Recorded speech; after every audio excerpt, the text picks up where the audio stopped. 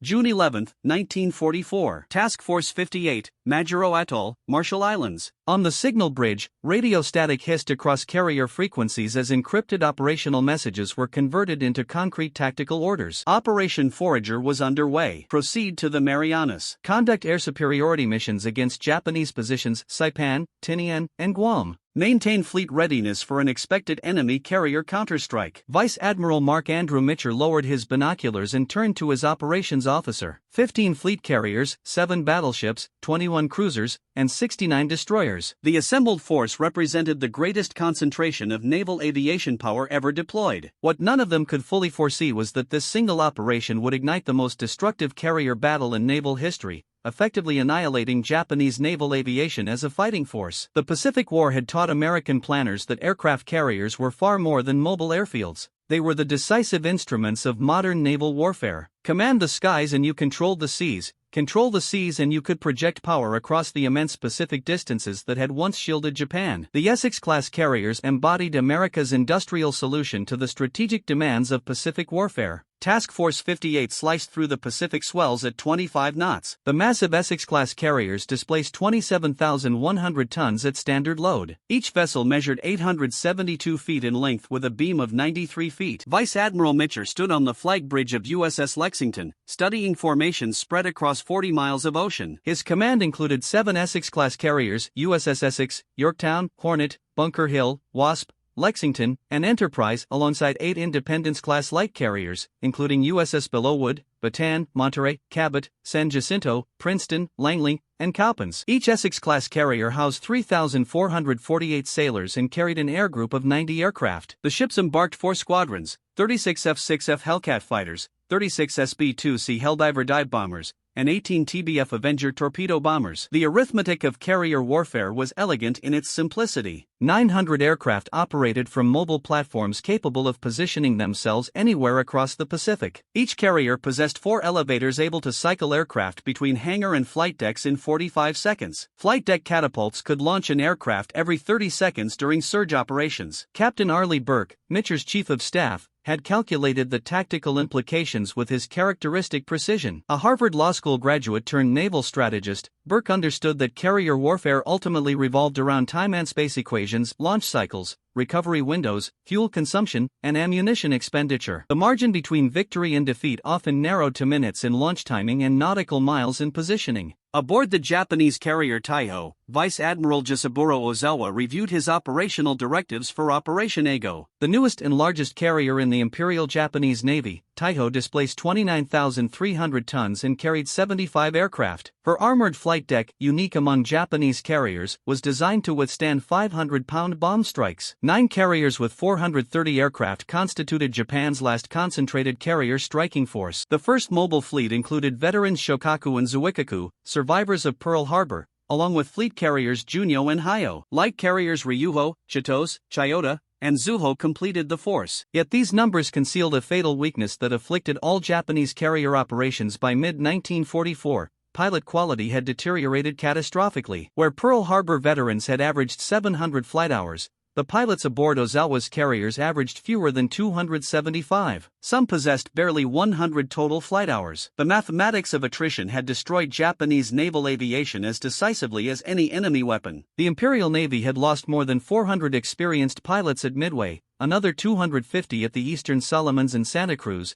and hundreds more during the Grinding Solomons campaign. As the American carriers approached the Marianas on June 11, they organized into 4 task groups. Task Group 58.1, under Rear Admiral Joseph J. Clark, comprised Hornet, Yorktown, Bellowwood, and Bataan. Task Group 58.2, commanded by Rear Admiral Alfred Montgomery, included Bunker Hill, Wasp, Monterey, and Cabot. Task Group 58.3, led by Rear Admiral John Reeves, operated with flagship Enterprise, Lexington, San Jacinto, and Princeton.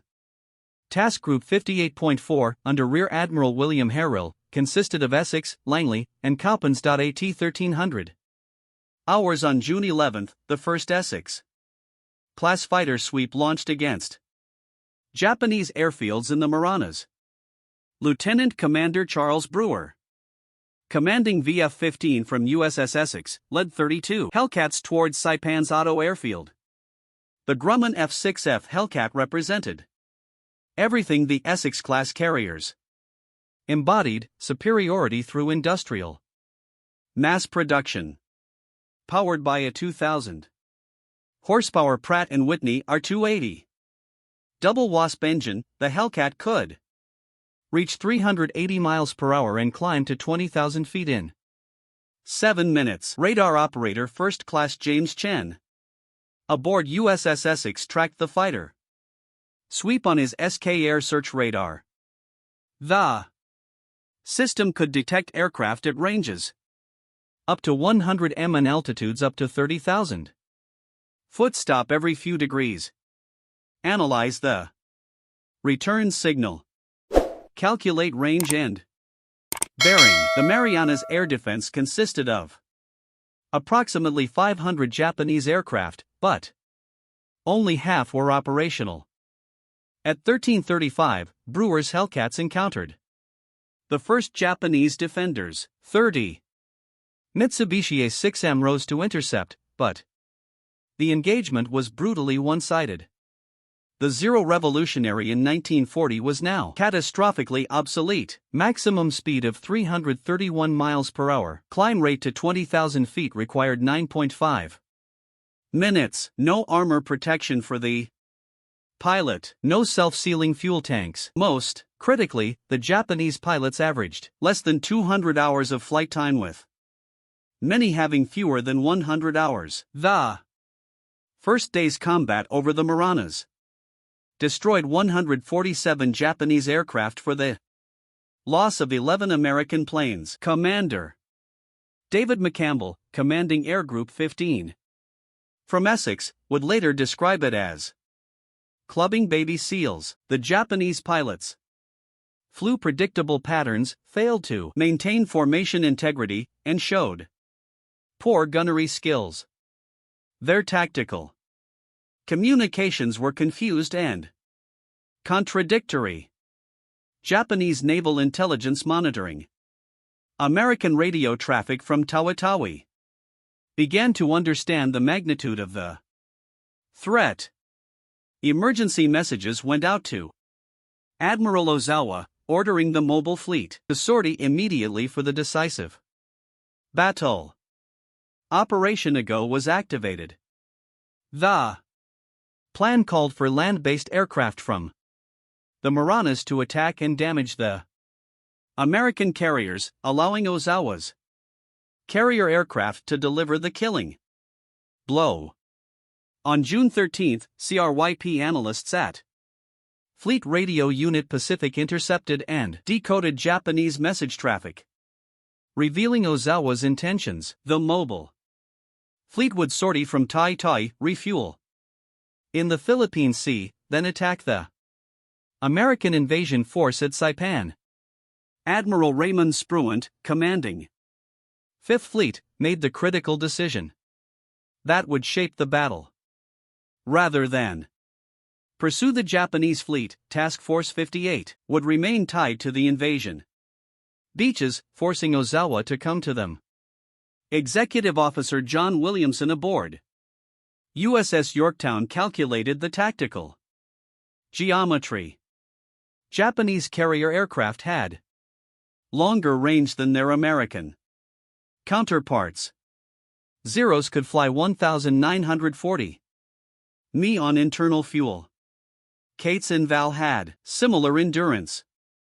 American Hellcats had a combat radius of 340 miles.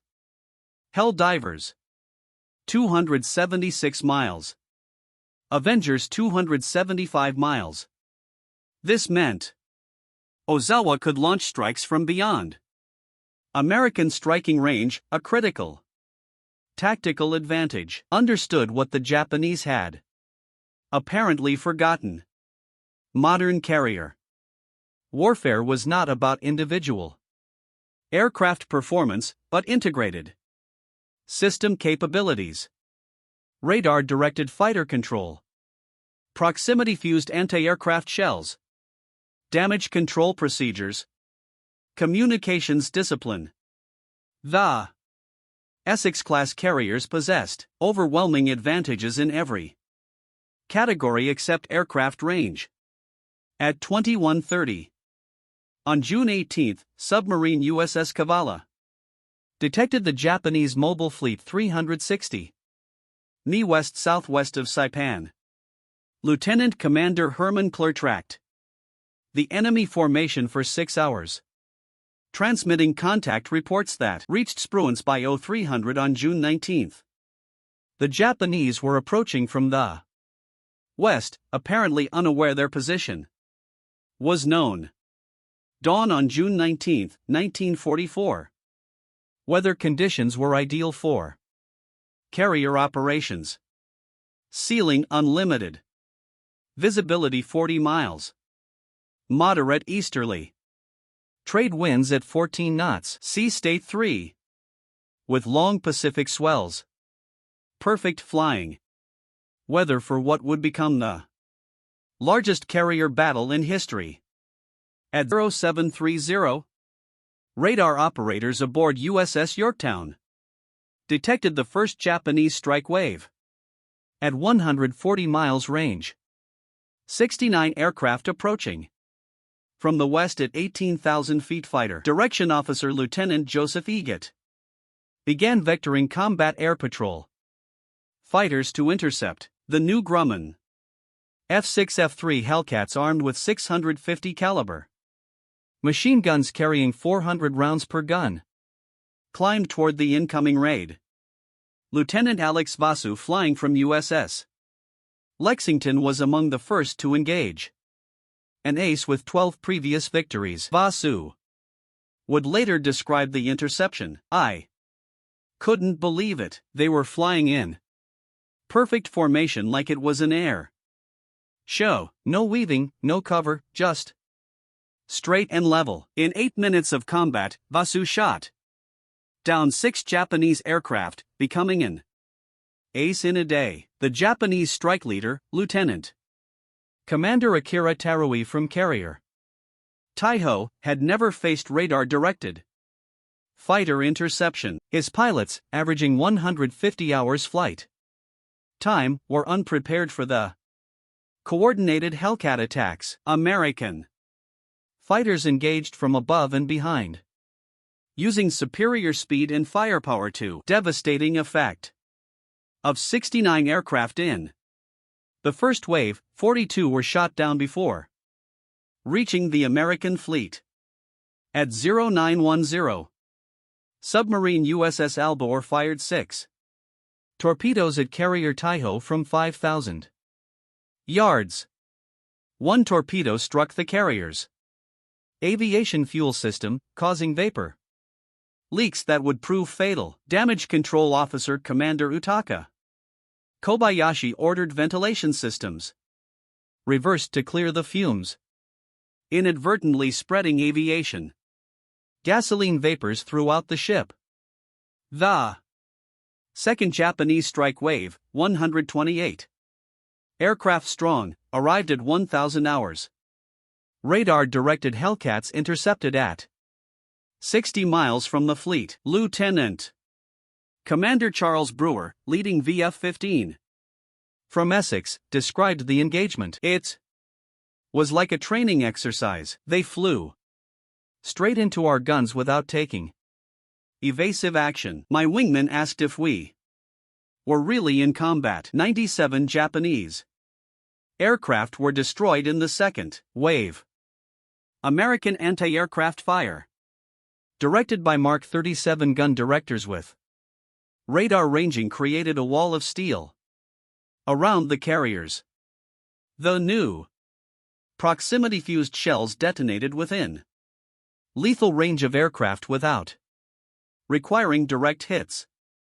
Japanese pilots who survived would report that American ships seemed surrounded by an impenetrable shield of explosions. 1220, submarine USS Kavala put 4 torpedoes into veteran carrier Shikaku. Captain Hiroshi Matsubara ordered counter flooding, but the damage was catastrophic. Shikaku had survived Coral Sea and Eastern Solomons, but 9 months of constant operations without proper maintenance had weakened her damage control capabilities. Aviation fuel leaked from ruptured Tanks. Electrical systems failed. 3 hours later, Chicago sank with 1,263 men. The third Japanese wave of 47 aircraft launched at 1,000 reached the American fleet at 1,300. Only 7 returned to their carriers. Fighter pilot Inan Kanayoshi Muto, one of the few survivors, would later testify, "The American fighters were everywhere, above us, beside us, behind us. Their tactics were perfect. We never had a chance." Admiral Ozawa, unaware of his mounting losses, ordered a fourth strike of 82 aircraft at 11:30. Confused by poor communications and navigation errors, this wave split into 2 groups. One group of 33 aircraft flew north and found nothing. The other 49 aircraft encountered Task Group 58.2. American Hellcats destroyed 30 aircraft in 12 minutes. At 14:52, a massive explosion destroyed carrier Taihaho. The accumulated aviation fuel vapors had reached critical concentration. The detonation broke the carrier's back, sending her to the bottom with 1,650 men, including Admiral Ozawa's air staff. Ozawa himself survived, transferring his flag to cruiser Haguro, but effective command and control of the mobile fleet had ceased. By sunset on June 19, the Japanese had launched 373 carrier aircraft. Only 130 returned. American losses totaled 29 aircraft in air-to-air combat, with most pilots recovered. The kill ratio exceeded 10-1, the most lopsided air combat result of the entire war. American pilots, averaging 300 to 500 hours of flight time, had systematically destroyed their opponents. At 15:40 on June 20, search aircraft from USS Enterprise located the retreating Japanese fleet 275 miles northwest of Task Force 58. The range was extreme, beyond the normal combat radius of American aircraft. Recovery would occur after dark. Something carrier aviation doctrine strongly discouraged, but Mitch understood this might be the only opportunity to complete the destruction of Japanese carrier aviation. At 16:21, Mitch gave the order, "Launch everything you've got." 240 aircraft launched in 10 minutes from 11 carriers, 85 Hellcats, 77 dive bombers, 54 torpedo bombers. Fuel calculations were critical. Each pilot knew they had exactly enough fuel for the strike and return, with no margin for error. Lieutenant Commander James Jig Dog Ramage, leading Bombing Squadron 10 from Enterprise, briefed his pilots, "Gentlemen, this is a one-way ticket. Unless you watch your fuel, lean mixture, optimal crew settings, no unnecessary maneuvering. We get one pass at the target, then it's a straight line home." The American strike found the Japanese fleet at sunset. In the fading light, Carrier Ho took multiple torpedo hits from Avengers of Belleau Wood. The old carrier, converted from a passenger liner, had inadequate subdivision. She sank in 2 hours with 250 men. Carriers Tsukaku and Kyoto were damaged, along with battleship Haruna. The return flight became an epic of navigation and endurance. As darkness fell, aircraft began running out of fuel. Pilots ditched beside destroyers when engines quit. Others made it to the vicinity of the task force but couldn't find their carriers in the darkness. At 20:45, Mitch made the decision that would become legendary. "Turn on the lights." Every ship in Task Force 58 illuminated. Searchlights pointed vertically. Running lights blazed. Flight deck lights outline landing areas. Star shells burst overhead. For 2 hours, the Fleet recovered aircraft, many landing on any available deck. 80 aircraft were lost, but most pilots were rescued.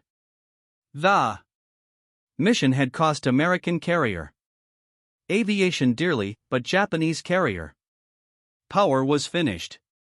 By dawn on June 21, the scale of the Japanese catastrophe was becoming clear. In 2 days of combat, the Imperial Japanese Navy had lost 3 fleet carriers, Taihaho, Shokaku, and Hyo. More critically, they had lost between 476 and 600 aircraft, including land-based planes, and approximately 445 air crew.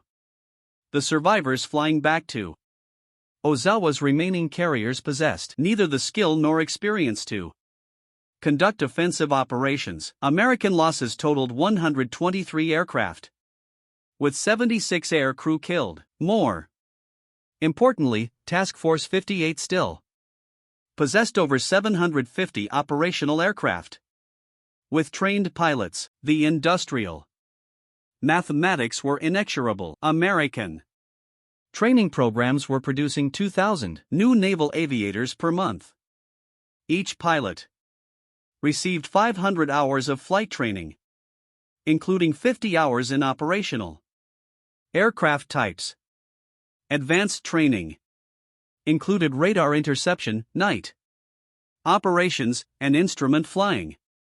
Japanese pilot training had collapsed to 100 to 150 hours total, with many pilots receiving as little as 50 hours in operational types. Fuel shortages, limited training flights, experienced instructors had been recalled to combat units. The accelerated programs produced pilots who could barely take off and land, let alone engage in combat maneuvering. Commander David McCampbell, who would become the Navy's leading ace with 34 victories, analyzed the tactical implications. By June 1944, we weren't fighting the Japanese Navy that attacked Pearl Harbor. Those pilots were dead. We were fighting kids who could barely fly. The Essex carriers and their air group hoops were weapons designed for industrial warfare, and Japan couldn't compete.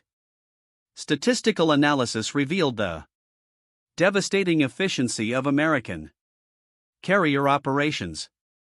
Each Essex-class carrier could launch a full strike of 40 aircraft in 12 minutes. Recovery operations required 18 minutes. Rearming and refueling took 45 minutes. In principle, each carrier could generate 3 complete strike waves within 4 hours. With 15 carriers operating in concert, Task Force 58 could place 600 aircraft over a target at the same time. The Battle of the Philippine Sea shattered Japanese naval aviation beyond any hope of recovery. Admiral Toyoda's subsequent assessment was unambiguous: the first mobile fleet has been rendered incapable of offensive operations. Our carrier pilot strength is depleted. We must adopt different methods. Those alternative methods would emerge 4 months later as kamikaze attacks, the desperate recourse of a navy no longer able to train conventional aviators. Vice Admiral Ozawa, recovered from the sea following Taiho's sinking, submitted his final report on June 24. Enemy radar-controlled interception was flawless. Their pilots demonstrated overwhelming superiority in every dimension of aerial combat. Our attacks were broken up before reaching effective range. The mobile fleet's air groups have ceased to exist as a fighting force. The Essex-class carriers validated the American approach to naval warfare through industrial-scale production. Each ship incorporated lessons learned from earlier engagements. Improved ventilation systems prevented the buildup of explosive fumes. Enhanced damage control training ensured that even heavily damaged ships, such as USS Franklin and USS Bunker Hill, survived strikes that would have sunk earlier designs. Production data made the futility of Japanese resistance unmistakable. By June 1944, American shipyards had commissioned 7 Essex-class carriers, with 17 more under construction. Newport News Shipbuilding alone launched 1 carrier every 6 months. Total construction time had been reduced to 14 months through standardized components and assembly line methods. The technological disparity was equally decisive. American radar systems provided detection ranges exceeding 100 miles with altitude-finding capability. The Mark 37 gun director paired with Mark 12 radar could track aircraft at distances of 40,000 yards. VT proximity fuses increased anti-aircraft lethality by 300%. Combat information centers coordinated defensive efforts with unprecedented efficiency. Japanese technology remained essentially fixed at 1941 standards. The Zero fighter, revolutionary at the war's outset, received only incremental upgrades. Radar systems were crude and unreliable. Communications equipment was outdated. Most critically, Japan lacked the industrial base necessary to incorporate battlefield lessons into new designs. Training programs exposed the strategic divergence between the two combatants. The U.S. Navy Training Command operated 14 air stations with 10,000 training aircraft. Monthly pilot output exceeded combat losses by a factor of 3. Each aviator advanced through primary, basic, advanced, and operational training phases. Combat veterans rotated home as instructors, ensuring that tactical lessons were immediately integrated into training curricula. Japanese training, by contrast, collapsed into shortened programs that produced barely qualified pilots. The Yokorin system, which had created elite naval aviators before 1942, was reduced to teaching basic flight skills. Advanced combat instruction was abandoned due to fuel shortages. Formation flying, gunnery practice, and navigation training were minimal or absent. The human cost was immense. Of the 450 Japanese aircrew lost in the Philippine Sea, most were irreplaceable veterans with more than a year of combat experience. Their deaths erased institutional knowledge of carrier operations. The survivors lacked the expertise to train replacements or develop new tactics. American personnel policies ensured continuity of experience. Combat tours were limited to preserve veteran pilots. Rotation systems ensured that every squadron combined experienced aviators with newcomers. Seasoned pilots were assigned to training commands after completing combat tours. This systematic management of human resources proved as decisive as technological superiority. By October 1944, when the Imperial Japanese Navy launched its final gamble at Leyte Gulf, the carrier force that had shocked the world at Pearl Harbor no longer existed. For carriers sailed with Admiral Ozawa as a sacrificial decoy force, carrying only 108 aircraft flown by partially trained pilots. The engagement off Cape Engano was less a battle than an execution. American carrier aircraft sank all 4 Japanese carriers while losing only 10 aircraft. The Essex-class carriers continued operations throughout the Pacific War, but their greatest victory had already been secured. In 2 days over the Philippine Sea, they accomplished what 3 years of attritional warfare had failed to achieve: the complete destruction of Japanese naval aviation as an effective combat arm. Admiral Chester Nimitz's assessment was characteristically restrained. The Essex-class carriers and their air groups represented American industrial democracy at war. Mass production, technological innovation, and systematic training created a weapon system the Japanese could neither match nor counter. The Battle of the Philippine Sea was not merely a tactical success, but a confirmation of the American approach to modern warfare. That legacy extended beyond World War II. 24 Essex-class carriers were completed, serving through Korea, Vietnam, and into the 1970s. USS Lexington, a veteran of the Philippine Sea, remained in service until 1991, a testament to the durable design that transformed naval warfare. On the floor of the Pacific Ocean,